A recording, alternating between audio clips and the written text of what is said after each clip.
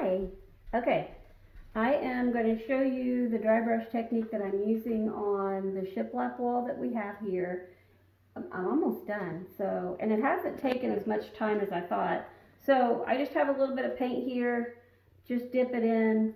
I have like a little uh, plastic thing in the bottom of my paint tray, and I just try to get a little bit off, but then you can use a rag, you could use a towel, you could use old socks, clean old socks, but I'm just using some cheap paper towels that are like 50 cents a roll.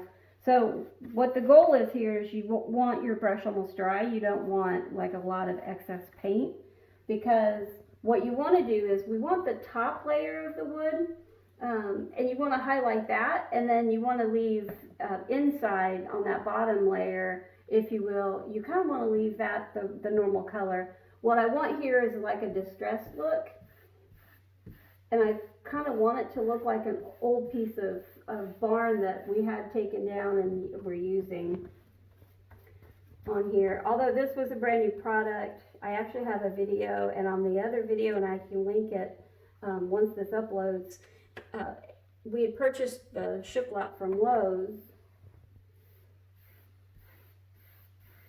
So what I want is just to kind of highlight that top grain of wood. We don't want a whole lot of paint on the brush. We want it just to kind of look aged.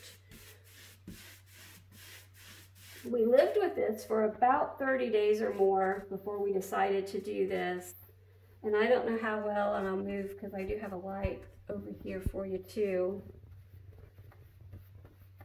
We lived with it for a little while because everybody on Facebook said, oh, leave it gray, leave it gray. But we have nothing in here that's gray. I don't have any windows in my dining room. So we chose to go ahead, and once we lived with it, we realized, nah, it's just not exactly what we want. And I took a couple of extra pieces that we had, and I used a red on one, because originally I was like, oh, we can use barn red and do the same thing. And I'll be honest with you, Ed and I both thought it was a great idea, but then when we did it, we just didn't like it. It was just too dark. And then I tried the white on a dry brush, and he loved it. So this is like barn and fence paint. It was a little cheaper, and it is still an outdoor paint, but it was just a little cheaper than, you know, buying a satin or flat paint, indoor paint. Now, I think this would look even better if you have it in somewhere where you're going to have the kids and the pets banging into it. You know, it's just going to look better and better over time.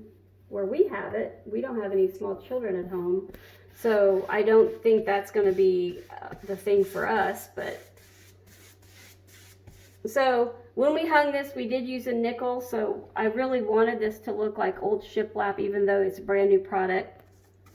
And so the nice part about this is, and there's a whole other video on this that I'll link, but if you guys notice, I'm just lightly touching, I'm just lightly getting that. You're going to notice even in this product, there's a couple of like really smooth places here, and then most of it's not smooth at all. But the paint will just take differently. I do have an old cotton sock over here in case I get too much in one spot. I just kind of rub it as hard as I can. I do get it maybe into that lower layer of wood in the grain that I want, but I mean, it's still going to be pretty when I'm done. So that is dry brushing. If you've never done this before, practice on a couple of spare pieces, kind of figure out, take a stiffer brush. This is an older brush that we have. Unfortunately, it's probably not as stiff originally as I wanted, but I think it's working out really well. Everything else I have was like 1.5 inches and 1 inch, and this is, I think, a 2 or 2.5 inch brush maybe. So I didn't want something too thin because it would have just taken forever. But that is how you dry brush. So don't be afraid to give it a try. You could just paint this with a roller if you want just that clean, pretty look. Joanna Gaines a lot of times on Fixer Upper just paints it, and I did paint a section of it just to see if we liked it better, but we didn't.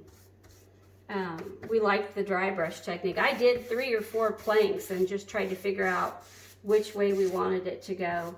So I hope you guys like it. I hope it gives you guys ideas.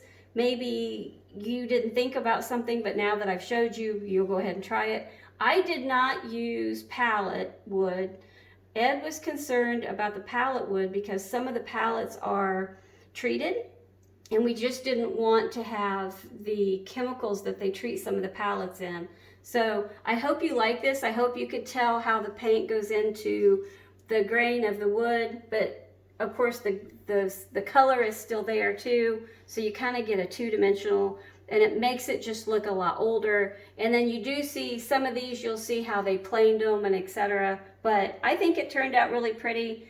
And on the thumbnail, I'll go ahead and take a picture of the whole wall when we get everything put back together. And then that way you guys will kind of know what it looks like.